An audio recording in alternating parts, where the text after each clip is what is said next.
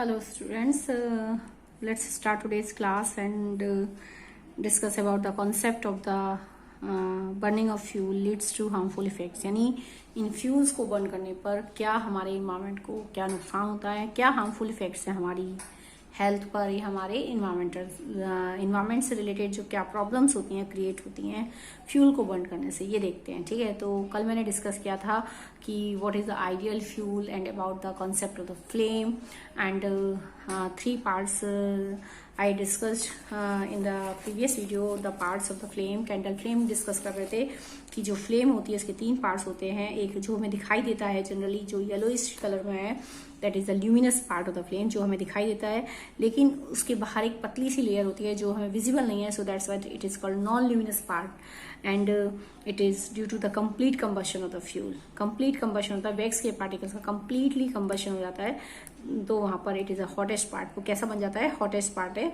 And the sum of the particles of the wax which does not burn, जो burn नहीं होते, so they deposit at the around the wick and so no combustion occur at the place, so this part is the very least hot part and so this is also called the coldest part of the flame and it is the innermost zone of the flame। ठीक है, innermost zone कहलाता है।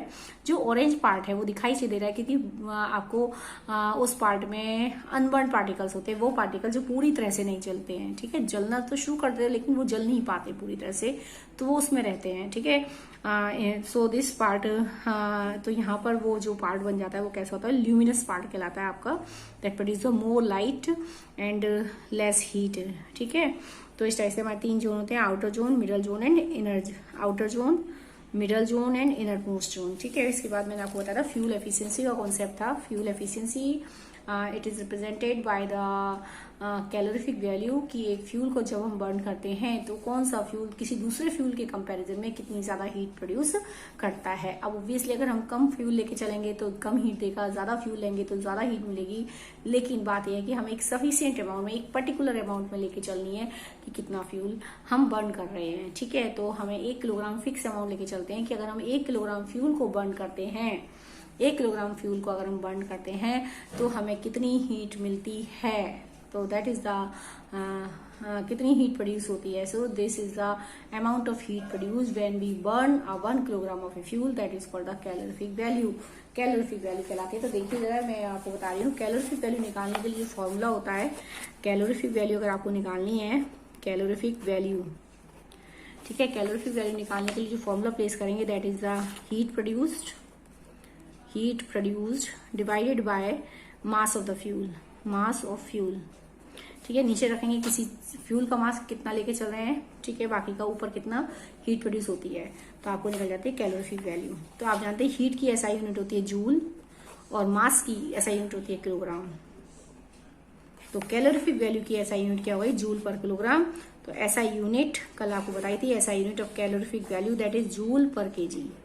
लेकिन एक fuel को जब burn किया जाता है, जब भी हम एक फ्यूल को बर्न करते हैं, बहुत अधिक अमाउंट में, मच अमाउंट में हीट निकलती है, बहुत बिग अमाउंट में हीट है जिसको हम आसानी से जूल में एक्सप्रेस नहीं कर सकते।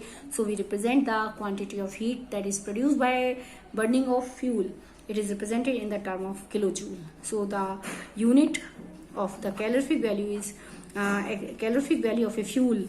कैलोरीफिक वैल्यू जो है, calorific value of a fuel की कैलोरीफिक वैल्यू को रिप्रेजेंट करने के लिए जो टर्म हम यहाँ प्लेस करेंगे, the unit that is kilo joule per kilogram, किसमें रिप्रेजेंट करेंगे, किलो जूल पर किलोग्राम, यानी मास ऑफ द फ्यूल किलोग्राम में रिप्रेजेंट करना है, लेकिन हीट जो प्रोड्यूस हो रही है उसे हम किलो जूल में लिखेंगे। ठीक है, तो यानी calorific value of a fuel की कैलोरीफिक वैल्यू को रिप्रेजेंट करने के लिए जो यूनिट एक्सप्रेस की जाती है, जो यूनिट से हम इसको एक्सप्रेस करते हैं, that is a kilo joule per kilogram. ठीक है, तो यहाँ पर किलो जूल पर किलोग्राम, यानी सपोज ये हमारे पास कल मैंने आपको बताई थी, ये डिफरेंट आपके पास दिए हुए हैं फ्यूल जिनकी अलग अलग कैलोरीफिक वैल्यू है, जो कि किलो जूल में दे रखा है कि इतने अमाउंट में हीट निकलते पर केजी जलाने से, यानी पर केजी फ्यूल अगर हम बर्न करते हैं तो इतने किलो जूल मिलती है। किलो जूल में 45,000 है। डीजल को अगर बर्न करते हैं 1 किलो डीजल तो आपको 45,000 45,000 kilo joule of heat produce करता है। अब ये किलो जूल में, अगर जूल में होता है तो 1 किलोग्राम जैसे 1000 ग्राम होते हैं, similarly 1 kilo joule equal to 1000 joule हो जाएगा। तो 1000 से और मल्टीप्लाई करेंगे, 3 जीरो और आ जाएंगे इसमें, देख रहे हैं। तो आपको इसको बोलना लिखना मुश्किल काम है, इसीलिए आपको क्या करना है, एक्सप्रेस नहीं कर सकते हम आसानी से, इसलिए for convenient purpose we consider the heat in the term of the kilo joule. ठीक है, आगे देखते हैं। Burning of the fuel, burning of the fuel leads to the harmful products. इनको बर्न करने से हमें क्या हार्मफुल प्रोडक्ट्स मिलते हैं। The increasing of fuel consumption has a harmful effects on the environment. Obviously, the carbon fuel like wood, coal, petroleum release unburnt carbon particles। देखिए, carbon fuel है like wood, coal, petroleum release, क्योंकि ये incomplete combustion show करते हैं, so the release unburnt carbon particles. इनसे ऐसे particles carbon के जो बिना जले रह जाते, जो पूरी तरह से नहीं जल पाते, वो हमारे एटमॉस्फेयर में आते रहते हैं। These are the fine particles are dangerous pollutants causing respiratory disease such as asthma. क्योंकि जो फाइन पार्टिकल्स होते हैं बहुत ज्यादा फाइन होते हैं कि वो सेटल डाउन नहीं होते जमीन पर, तो ये एयर में सस्पेंड रहते हैं। क्योंकि वो एयर में सस्पेंड रहते हैं, so they are called soot particles. क्या कहलाते हैं वो? Soot particles. देखिए, इन जब फ्यूल का, वुड, कोल, इन सब का अगर इनकम्प्लीट कंबशन हो रहा है, ठीक है, तो अगर किसी फ्यूल का इनकम्प्लीट कंबशन होता है तो जो कार्बन के पार्टिकल्स पूरी तरह से नहीं जले हैं वो बहुत हल्के होते हैं, जिसके कारण वो एयर में घूमते रहते हैं लेकिन नीचे जमीन पर सेटल डाउन नहीं होते। So such type of particles are called the soot particles कहलाते हैं। ठीक है, and when we inhale the such type of particles they cause the respiratory problem such as asthma. And next, so we can say the burning of fuel create the respiratory disease like asthma। ठीक है, next है incomplete combustion, यानी respiratory disease problems जो होती है लोगों को create होती हैं।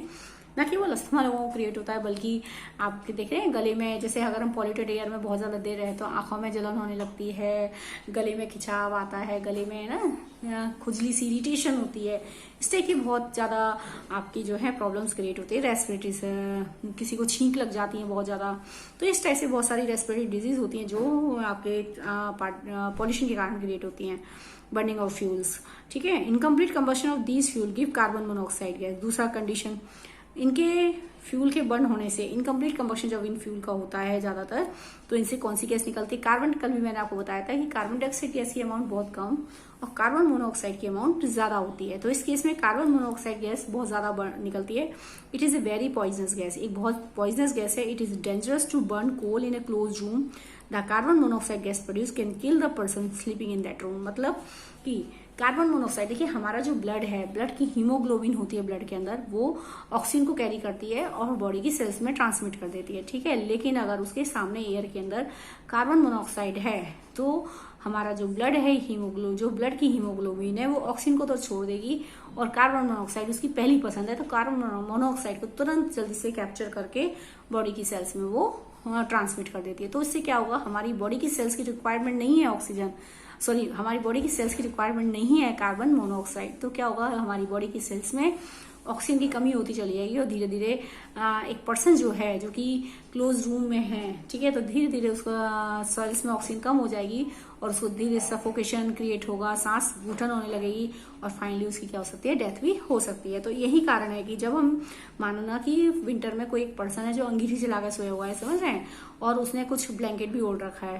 तो उससे क्या होगा, कुछ देर तक तो वो ठीक रहेगा क्योंकि जब तक उस कमरे के अंदर ऑक्सीजन है तब तक वो अंगीठी सही से जल रही है।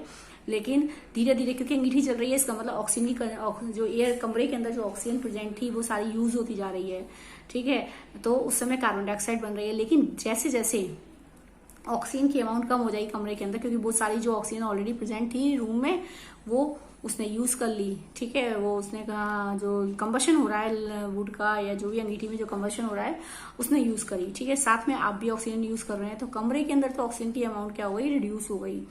दूसरी बात, क्योंकि अब ऑक्सीजन की सप्लाई नहीं मिल पा रही उस अंगीठी को, जिसकी वजह से क्या होगा कि इनकम्प्लीट कंबशन होगा फ्यूल का, अब उसमें कार्बन मोनोऑक्साइड बनने लगेगी, तो उस क्लोज रूम में कार्बन डाइऑक्साइड कौन सी गैस आ जाएगी, कार्बन मोनोऑक्साइड, ठीक है। अब हमारे जो क्लोज रूम है उसके अंदर कार्बन मोनोऑक्साइड बढ़ जाएगी, जिसकी वजह से एक पर्सन का जो ब्लड हीमोग्लोबिन है वो बहुत जल्दी कैप्चर कर लेगा कार्बन मोनोऑक्साइड को, and transmit in the every cells of the body, जिसके कारण से हमारी बॉडी की सेल्स में ऑक्सीजन की डेफिशिएंसी हो जाएगी, कमी हो जाएगी, और एक पर्सन धीरे धीरे घुटने लगेगा, उसको सफोकेशन की शिकायत हो जाएगी और फाइनली उसकी डेथ हो जाएगी।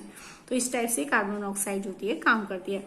सो that is why we are advisor never to sleep in a room by with burning और smouldering coal fire in it, यानी हमें ऐसे कहीं भी क्लोज रूम में जहाँ कुछ जला के रखा है उसको हमें बंद करके नहीं रखना चाहिए। Never to sleep in a room इस टाइप के विद बर्निंग और स्मोल्डरिंग कोल फायर, जहाँ पे कोल फायर जला रखी है वहां पर हमें उस बंद रूम में नहीं सोना चाहिए। रूम को बंद करके और कुछ जला के नहीं सोना चाहिए, क्योंकि जब तक ऑक्सीजन प्रेजेंट है तब तक तो कंबशन सही चलता रहेगा, लेकिन जैसे जैसे ऑक्सीजन कम होने में लेस हो जाएगी तो आपका इनकम्प्लीट कंबशन बहुत जल्दी स्टार्ट हो जाएगा, और उस केस में क्या बनने लगेगी, ऑक्सीजन की अमाउंट लेस होते ही वहां पर कार्बन मोनोऑक्साइड की अमाउंट आती जाएगी। ठीक है, कार्बन मोनोऑक्साइड होते ही आपके ब्लड की सेल्स में कार्बन मोनोऑक्साइड ट्रांसमिट होगी, और जिसके कारण आपकी बॉडी की सेल्स में ऑक्सीजन की डेफिशिएंसी होते ही एक पर्सन को दम घुटने लगेगा, फाइनली उसकी डेथ हो जाएगी। तो ये रीजन होता है यहाँ पे। नेक्स्ट है combustion of the most fuel release carbon dioxide in the environment. Increase concentration of the carbon dioxide in the air is believe to the cause global warming. तो नेक्स्ट पॉइंट है कि combustion of the most fuel, ज्यादातर चाहे fuel कोई से भी हो, चाहे वो लकड़ी हो, चाहे कोयला हो, चाहे कुछ भी हो, सभी फ्यूल जब बर्न करते हैं तो कार्बन डाइऑक्साइड प्रोड्यूस करते हैं। ठीक है, मान लीजिए कि अगर कोई फ्यूल है जिसका इनकम्प्लीट कंबशन हो रहा है, लेकिन तब भी तो कार्बन डाइऑक्साइड तो बनती, चाहे वो लेस अमाउंट में बने, लेकिन कार्बन डाइऑक्साइड तो बन रही है। यानी हम कह सकते हैं कि जब भी एक फ्यूल का जब एक फ्यूल बर्न होता है तो कौन सी गैस प्रोड्यूस करता है, कार्बन डाइऑक्साइड। अब कार्बन डाइऑक्साइड ठीक है वो हमारी हेल्थ को इफेक्ट नहीं कर रही है, लेकिन वो इनडायरेक्टली हमारी हेल्थ को इफेक्ट कर रही है। वो कैसे इनडायरेक्टली इफेक्ट करती है कि कार्बन डाइऑक्साइड की कंसंट्रेशन जब हमारे एटमॉस्फेयर में इंक्रीज हो जाएगी तो ग्लोबल वार्मिंग क्रिएट होगी। देखते हैं कैसे। देखिए हमारे जो अर्थ है, तो देखते हैं, हाँ ये हमारी अर्थ के चारों, ये मान लीजिए हमारी अर्थ है, ठीक है, अर्थ है, ठीक है, अर्थ के चारों का जो एटमॉस्फेयर है इसके अंदर ये गैसेस है, ये पूरा एटमॉस्फेयर क्लियर बनाई अर्थ के चारों में नहीं, सारी एटमॉस्फेयर है। इस एटमॉस्फेयर में गैसेस हैं कार्बन डाइऑक्साइड। कार्बन डाइऑक्साइड की अमाउंट कम है इस समय, जितनी होनी चाहिए उतनी कार्बन डाइऑक्साइड प्रेजेंट है। तो ये कार्बन डाइऑक्साइड के जो मॉलिक्यूल्स ही क्या काम करते हैं, सनरेज को आने तो देते हैं, जाने नहीं देते, ठीक है, एब्जॉर्ब कर लेते हैं। तो यानी सनलाइट इनमें से आ तो जाएगी अर्थ पर, लेकिन जब वापस जाएगी तो ये उसको नहीं जाने देते हैं। लेकिन अभी बात यह है कि इस समय कार्बन डाइऑक्साइड की जो मॉलिक्यूल्स हैं वो कम है, ठीक है, सनलाइट आ तो गई नीचे लेकिन उसको वापस नहीं जाने देते, ठीक है, एब्जॉर्ब कर लिया, जिसके कारण से अर्थ का टेम्परेचर क्या, अब ये सनरेज जो वापस नहीं जा रही है वो रुक जाएगी यहीं पे अर्थ पर, अर्थ के एटमॉस्फेयर में रुकी रहेगी, जिसके कारण से अर्थ यहाँ पर सराउंडिंग का जो टेम्परेचर है वो क्या हो जाएगा, इंक्रीज हो जाएगा। ठीक है, तो अब लेकिन बात ये कि इस समय कार्बन डाइऑक्साइड की अमाउंट कम है, लेकिन पॉपुलेशन बहुत ज्यादा हो रही है, आप बहुत ज्यादा फ्यूल यूज करते हैं, तो उसकी वजह से कार्बन डाइऑक्साइड की अमाउंट भी क्या हो रही है, increase, day by day increase होती जा रही है। अब देखिए carbon dioxide day by day increase हो रही है, ठीक है, ये डे बाय डे इंक्रीज हो गई कार्बन डाइऑक्साइड की अमाउंट। अगर हमारी एक्टिविटीज की वजह से, बर्निंग ऑफ फॉसिल फ्यूल्स की वजह से आपकी कार्बन डाइऑक्साइड की अमाउंट इतनी ज्यादा हो गई है, तो अब क्या हुआ, हर मॉलिक्यूल जो कार्बन डाइऑक्साइड का जो मॉलिक्यूल है, सभी मॉलिक्यूल जो है कार्बन डाइऑक्साइड को आने तो देंगे, जाने नहीं देंगे। अब जितने भी मॉलिक्यूल्स है वो कार्बन डाइऑक्साइड को आने तो देंगे, वापस नहीं जाने देंगे, आने देगा, जाने नहीं देगा। इससे क्या होगा, बहुत ज्यादा, पहले क्या था कार्बन डाइऑक्साइड की अमाउंट कम थी, तो 50 पर अगर हम कहें तो 80% वो वापस जा रही थी रेज, और 20% वो रुक रही थी। लेकिन अब क्या होगा, 20% वो वापस जाएंगी और 80% वो नीचे रुक जाएंगी। उल्टा हो गया। देखिए पहले का जो केस था जिसमें कार्बन डाइऑक्साइड की अमाउंट तब कम थी, तो 80% जो रेज थी वो बैक हो रही थी, ठीक है, और 20% वो एब्सॉर्ब हो रही थी, ठीक है, तो इससे हमारे अर्थ पर गर्मी बनी रही। लेकिन मान लो कार्बन डाइऑक्साइड होती नहीं, फिर क्या होता, तो जितनी 100% रेज आई थी वो नीचे पूरी की पूरी वापस चली जाती, तो अर्थ पर सर्वाइव करना मुश्किल था, क्योंकि इससे क्या होगा कि ठंड बहुत ज्यादा रहती है, दिन के समय टेम्परेचर बहुत ज्यादा हो जाता है, रात के समय बहुत माइनस में चला जाता है। समझ रहे बात। देखिए अगर मान लीजिए दोबारा देख लो, ये अर्थ है, ठीक है, अर्थ पर मान लो मैं कहूँ कि गैस है ही नहीं, कार्बन डाइऑक्साइड के मॉलिक्यूल ही नहीं है, ठीक है, अब कार्बन डाइऑक्साइड नहीं है तो सनरेज आएंगी, रात के समय जब रेडिएट होगी तो वापस चली जाएंगी, सारी सनरेज वापस चली जाएंगी। तो अब तो इसमें क्या है, दिन के समय टेम्परेचर बहुत पॉजिटिव में चला गया, रात के समय नेगेटिव में चला जाएगा, तो अर्थ पर सर्वाइव करना मुश्किल है। तो इससे क्या होता है, हमारे अर्थ पर जो कार्बन डाइऑक्साइड होती है नॉर्मल अमाउंट होती है, 0.03% कुछ होती है एटमॉस्फेयर में, जिसके कारण से अर्थ पर टेम्परेचर जो होता है मेंटेन रहता है। अब ये देखिए कार्बन डाइऑक्साइड प्रेजेंट है लिमिटेड अमाउंट में, तो बहुत कम अमाउंट है। इससे क्या हुआ, कार्बन डाइऑक्साइड सनरेज आ जाएंगी और वापस नहीं जाएंगी, सनरेज आ जाएंगी वापस नहीं जाएंगी, ठीक है, जब इन मॉलिक्यूल से होकर आएंगी। तो इससे यहाँ से आ रही है, यहाँ से पूरी वापस चली गई। तो कुछ कैसा हुआ कि कुछ रेस तो नीचे रुक गई और बाकी रेस वापस चली गई। यानी 80% अगर मैं कहूँ तो 80% जो रेज हैं वो बैक हो रही हैं और 20% वो एब्जॉर्ब हो रही हैं, ठीक है। तो इससे अर्थ पर क्या है, वार्मनेस बनी हुई है। लेकिन तीसरी कंडीशन अगर मैं यहाँ कहूँ, अब एक अर्थ की ये कंडीशन है, ये अर्थ है, ठीक है। तो अब इसके ऊपर कार्बन डाइऑक्साइड की अमाउंट हमारी एक्टिविटी की वजह से, बर्निंग ऑफ फॉसिल फ्यूल की, मोर पॉपुलेशन की वजह से बहुत ज्यादा हो गई है, ठीक है। तो अब क्या हुआ, हर मॉलिक्यूल से ये रेस टकराएंगी, ठीक है, टकराई, इसने एब्जॉर्ब कर ली, यहाँ से टकराई फिर इसने एब्जॉर्ब कर ली, यहाँ से टकराई फिर इसने एब्जॉर्ब कर ली। तो क्या होगा, कुछ रेज अब जहां पर इन मॉलिक्यूल्स के बीच में गैप है तो ये रेज आएंगी और वापस चली जाएंगी। तो अब यहाँ पर गैप है मॉलिक्यूल्स के बीच में, तो यहाँ से रेज आएंगी और वापस चली जाएंगी टकरा के। तो कहने का मतलब है अब क्या होगा, एब्जॉर्ब बहुत ज्यादा हो रही हैं और वापस कम जा रही हैं। तो अब मान लीजिए मैं इसको उल्टा कर दूं, 20% तो बैक हो रही हैं, समझ रहे बात, जहां पर मॉलिक्यूल्स नहीं है वहां से ये क्या होंगी, बैक हो जाएंगी। तो अब क्योंकि पूरी एटमॉस्फेयर में कार्बन डाइऑक्साइड बहुत ज्यादा हो गई है, जिसकी वजह से एब्जॉर्प्शन बहुत ज्यादा है, तो अब उल्टा केस हो जाएगा, 20% तो रेज बैक होंगी ओनली और 80% वो नीचे रुक जाएंगी, यानी एब्जॉर्ब हो जाएंगी, ठीक है, नीचे ही रुक जाएंगी, वो ऊपर नहीं जा पाएंगी, एस्केप नहीं हो पाएंगी। तो जिसकी वजह से क्या होगा, 20% बैक हो रही हैं और 80% वो एब्जॉर्ब हो रही है, यानी 80% वो नीचे एटमॉस्फेयर में रुकी हुई हैं। तो इसकी वजह से क्या होगा, अर्थ पर वार्मनेस बढ़ जाएगी, अर्थ का टेम्परेचर क्या होगा, बहुत ज्यादा इंक्रीज हो जाएगा, टेम्परेचर इंक्रीज हो जाएगा because of the more carbon dioxide, ठीक है। This condition is called global warming, global warming कहलाती है। सो अर्थ टेम्परेचर जो है, the increasing of concentration of carbon dioxide in the air leads to the increase of temperature worldwide. पूरे world में temperature जो है अर्थ का बहुत ज्यादा इंक्रीज हो जाता है and the condition is called the global warming. ये कंडीशन हमारी क्या कहलाती है, इस टाइप से ये कंडीशन जो बन जाती है that is the global warming. समझ रहे हैं बात, है हमारी कंडीशन कैसी है, ग्लोबल वार्मिंग कहलाती है। और ग्लोबल वार्मिंग हो गई यानी अर्थ का टेम्परेचर बहुत इंक्रीज हो जाएगा, तो जो ऊपर मेल्टिंग है, ग्लेशियर्स हैं वो मेल्ट होंगे, ठीक है, ग्लेशियर्स मेल्ट होंगे। जब हमारे ग्लेशियर मेल्ट होंगे तो बर्फ पिघलेगी, उसका पानी जो है, जब स्नो मेल्ट होगी तो ग्लेशियर पर जो आइस है वो मेल्ट होगी और मेल्ट होकर पानी सीधा कहाँ आएगा, ओशियंस में, ठीक है, और रिवर्स में आएगा। तो इससे क्या होगा, रिवर और ओशन का जो वो है वाटर लेवल हाई हो जाएगा, और जब वाटर लेवल हाई हो जाएगा, समझ रहे हैं बात, वाटर लेवल हाई होने से क्या होगा, फ्लड आने की पॉसिबिलिटी इंक्रीज हो जाएगी। देखिए जब ग्लोबल वार्मिंग कंडीशन क्रिएट होगी तो ग्लेशियर्स मेल्ट होंगे यानी स्नो मेल्ट होगी, तो ओशन और रिवर सारा मेल्ट होकर पानी ओशन रिवर्स में आएगा, जिससे उनका पानी अपना नॉर्मल लेवल से हाई हो जाएगा, वाटर लेवल हाई हो जाएगा and the condition create that is called flooding, flood create हो जाएगी, ठीक है। तो आगे देखते हैं next, global warming is a rise in temperature of the atmosphere of the earth. This results among other things in the melting of polar glaciers which leads to the rise in the sea level। सी का level जो है rise हो जाएगा, causing the flood in the coastal areas। जिससे हमारे जो coastal areas हैं, जो हमारे कोस्टल एरियाज हैं, ठीक है, उनमें सी का फ्लड क्रिएट हो जाएगा। लो लाइंग कोस्टल एरियाज में even permanently submerge under water, और जो लो लाइंग एरियाज होते हैं, निचले एरियाज होते हैं, वो तो ज्यादातर पानी में ही क्या होंगे, सबमर्ज हो जाएंगे। दूसरी बात, नेक्स्ट पॉइंट है, लास्ट पॉइंट है, लास्ट इफेक्ट है, burning of coal and diesel release sulphur dioxide. हाँ, it is an extremely suffocating and corrosive gas. Moreover, petrol engine gives off gaseous oxides of nitrogen, oxide of sulfur and oxide of nitrogen in the rain water form acid. Such rain is called the acid rain. It is very harmful for crop building and soil.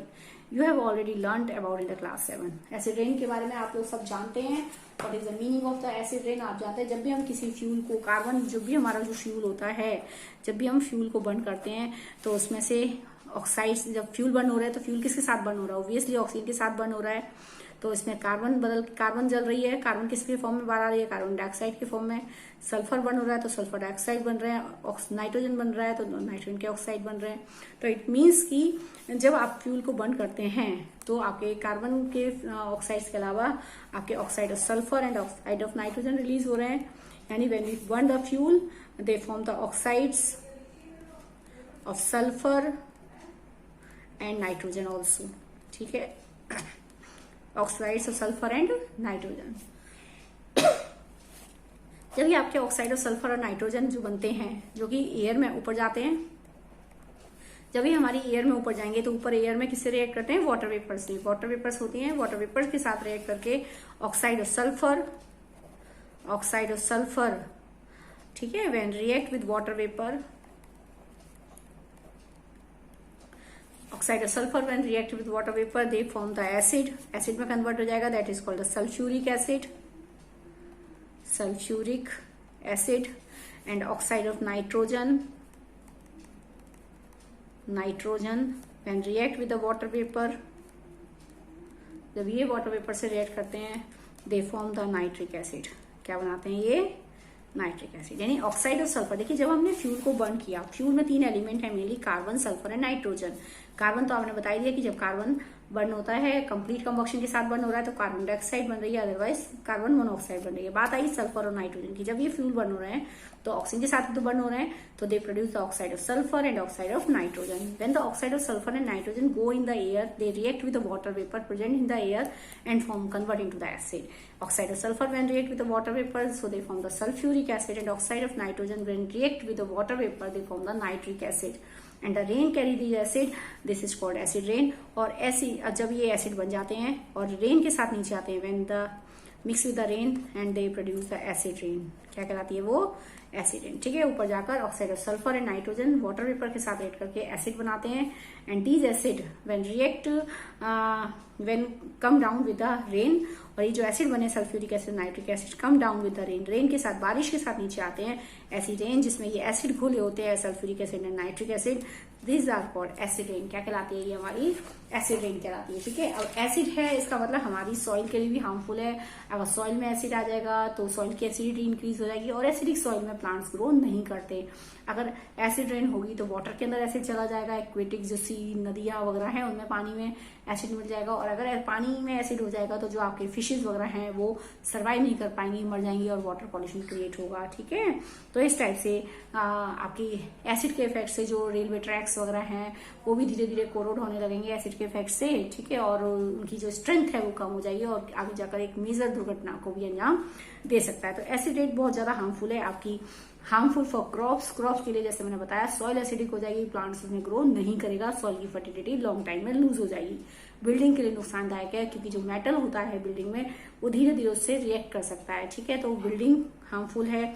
अगर एक marble structure है तो marble जैसे ताजमहल है, वो acid rain के effect से धीरे धीरे उसका कलर जो है वो येलोइश हो जाएगा, ठीक है, तो उसका जो चमक है वो शाइनिंग अपीयरेंस है वो खत्म हो जाएगी। दूसरी बात, बिल्डिंग, मेटल की जो कोई भी बिल्डिंग है, मेटल स्ट्रक्चर है, रेलवे ट्रैक्स है, ये धीरे धीरे एसिड रेन से रिएक्ट करती है, एसिड के साथ रिएक्ट करते हैं, और इस केस में, ठीक है, मेटल धीरे धीरे कोरोड होने लगेगा, यानी वो डैमेज हो जाएगा। फाइनली एक लॉन्ग टाइम में जाकर वो एक किसी भी स्ट्रेंथ कम हो जाएगी, जिसके कारण वो एक लॉन्ग किसी भी एक मेजर दुर्घटना, मेजर एक्सीडेंट को भी अंजाम दिया जा सकता है। सॉइल मैंने आपको बता दिया, वाटर एसिडिक हो जाएगा, क्योंकि पानी के अंदर अगर एसिड जाता है तो वाटर एसिडिक होने से फिशेज वगैरह जो है, एक्वेटिक ऑर्गेनिज्म जो है, इनको नुकसान होता है, और धीरे धीरे वाटर पॉल्यूशन क्रिएट हो जाता है, ठीक है। The use of diesel and petrol as fuel in automobile is being replaced by CNG. इसलिए अब तो हमारे देश ने क्या कर दिया है कि आप पेट्रोल और डीजल को यूज ना करके क्या यूज करें, CNG, compressed natural gas use करें, because CNG produce the harmful products in the very small amount. क्योंकि सीएनजी का कंप्लीट कंबशन होता है तो बहुत कम अमाउंट में जो है हार्मफुल प्रोडक्ट्स निकलते हैं। So CNG is a cleaner fuel. बहुत ज्यादा अमाउंट में हीट देती है सीएनजी, कोई ऐश नहीं बचता, ठीक है। और दूसरी बात, बहुत कोई भी हार्मफुल गैसेस बाहर नहीं निकलती। So it is called as a cleaner fuel. और किसका काम करती है ये, एक क्लीनर फ्यूल का काम करती है। तो ये हो गया आपका एक कॉन्सेप्ट है। इसके बाद डिस्कस करते हैं कुछ एक्स्ट्रा एक्सरसाइज क्वेश्चंस, पर देखते हैं इसमें क्या है। देखिए, ठीक है, list the condition under which combustion can take place. कौन सी कंडीशन है जिसमें कंबशन होता है? सपोर्टर ऑफ कंबशन चाहिए, कंबस्टिबल सब्सटेंस चाहिए आपको, और क्या होना चाहिए, इग्निशन टेम्परेचर इज नेसेसरी। जब तक एक सब्सटेंस इग्निशन टेम्परेचर नहीं गेन करेगा तब तक वो कैच नहीं करेगा फायर, ठीक है। So they are 3 conditions are necessary. Substance should be combustible, oxygen is needed, and the ignition temperature, ठीक है। नेक्स्ट है fill in the blanks. Burning of wood and coal causes, इनकी जलने से क्या होता है? Pollution of air. ये liquid fuel use in home, liquid fuel क्या होता है? Fuel that is the kerosene. LPG is a gaseous fuel.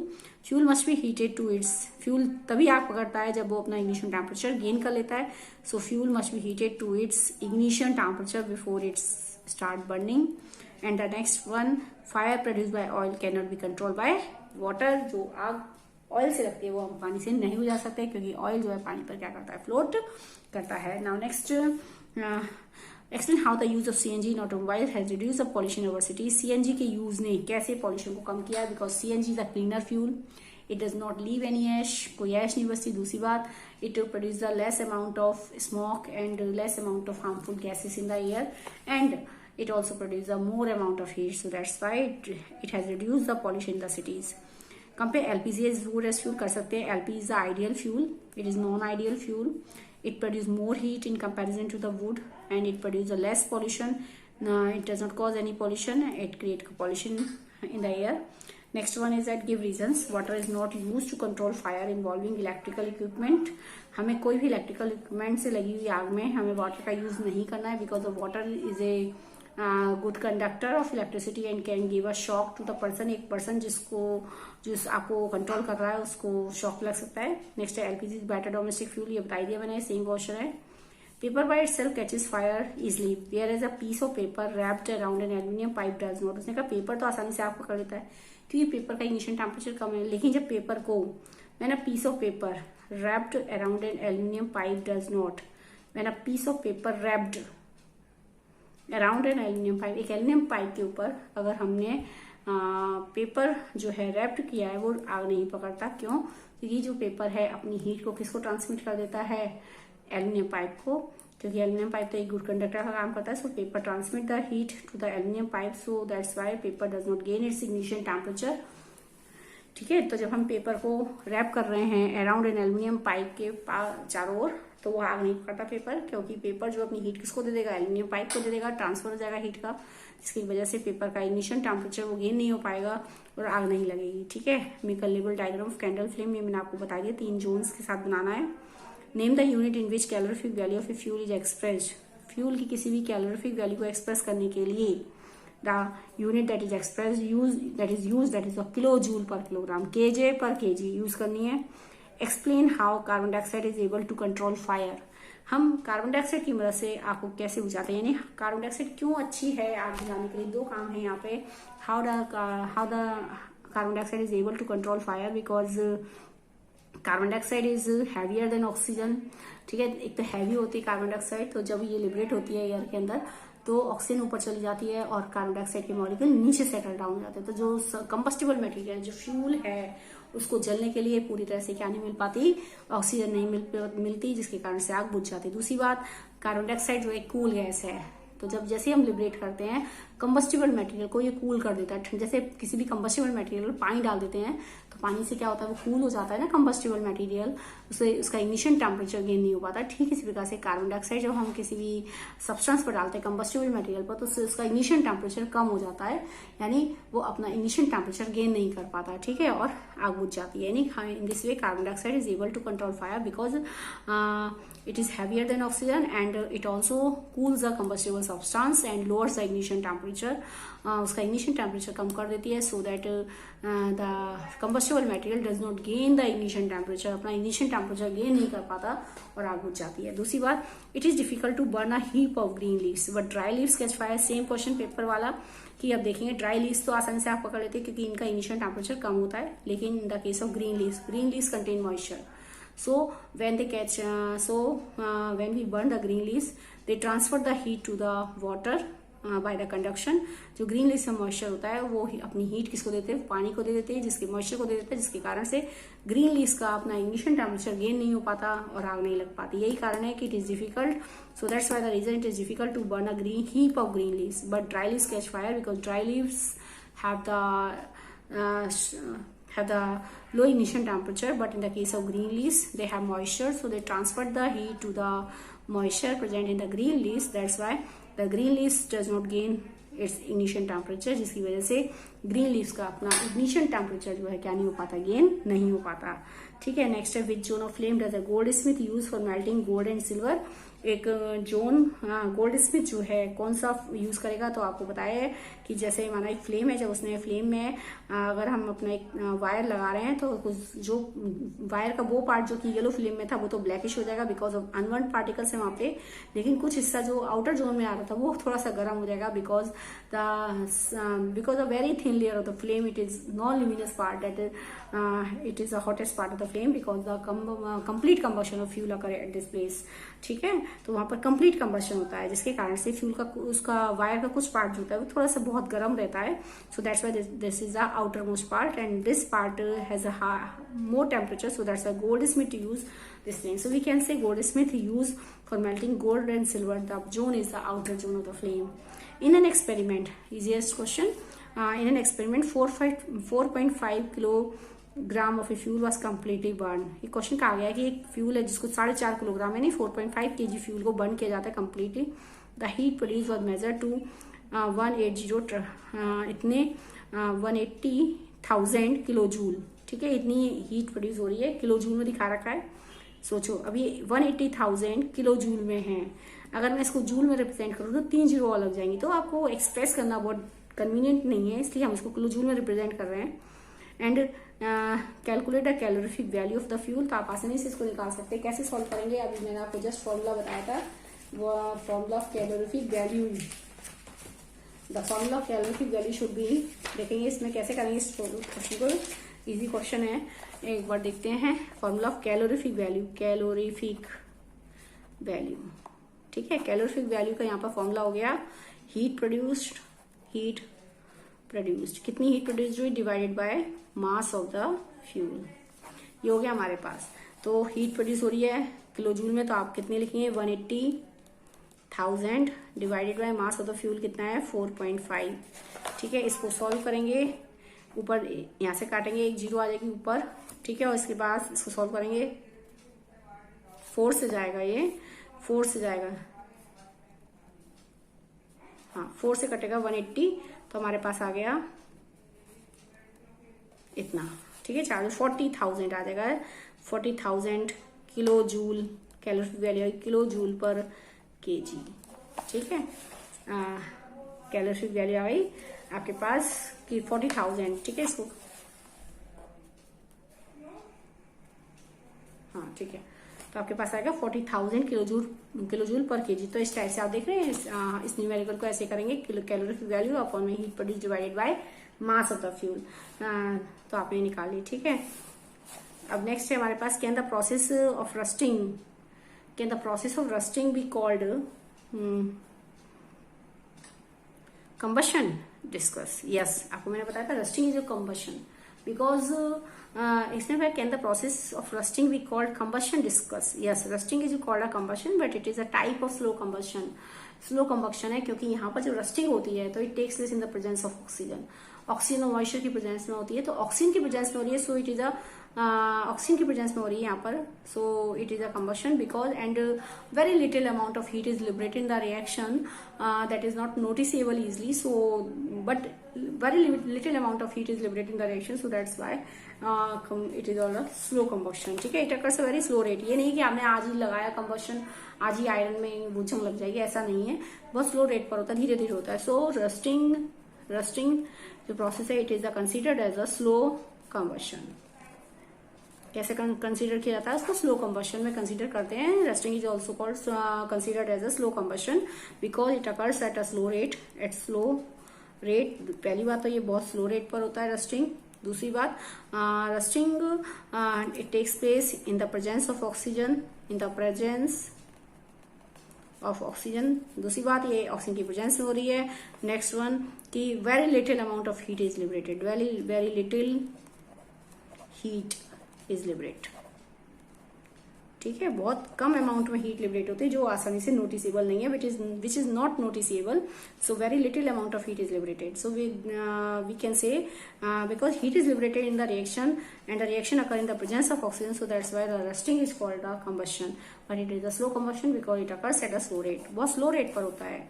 ठीक है, क्योंकि बहुत कम, इससे स्लो कंबशन की बचाना है कि बहुत कम अमाउंट में हीट निकलती है, सो very little heat is liberated. अब देखिए रेस्पिरेशन में यहाँ क्या फर्क है कि रेस्पिरेशन जब होता है तो उसमें भी ऑक्सीजन की प्रेजेंस में फूड का ब्रेक डाउन होता है। फूड का break down in the presence of oxygen, oxygen की प्रेजेंस में होता है। लेकिन आप जानते हैं जब हम खाना खाते हैं तो एनर्जी मिलती है, ठीक है। फूड का ब्रेक डाउन रेस्पिरेशन होता है, तो यानी एनर्जी बनती है। यहाँ पर एनर्जी की अमाउंट इतनी ज्यादा नहीं है कि हम लकड़ी और एलपीजी को बर्न कर रहे हैं तो इतनी एनर्जी मिलती है, इतनी नहीं है। लेकिन यहाँ एनर्जी नोटिसेबल तो है कि हाँ भाई एनर्जी बन रही है, खाना खा के आपको पता चल जाता है एनर्जी है, हाँ हीट बन रही है। लेकिन यहाँ पर रेस्टिंग के केस में जो हीट होती है बहुत ही कम अमाउंट में, जो आसानी से हम नोटिस भी नहीं कर सकते, नोटिसेबल नहीं है इसलिए। So we can say very little amount of heat is liberated in the case of rusting, but it is liberated, so that's why it is considered as a slow combustion. So can the process be called, yes हो गया। Next है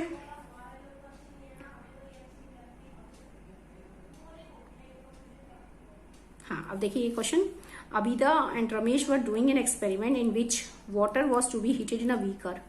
एक दो लोग हैं ये अबिदा और रमेश, जिनको पानी को गर्म करना है बीकर में।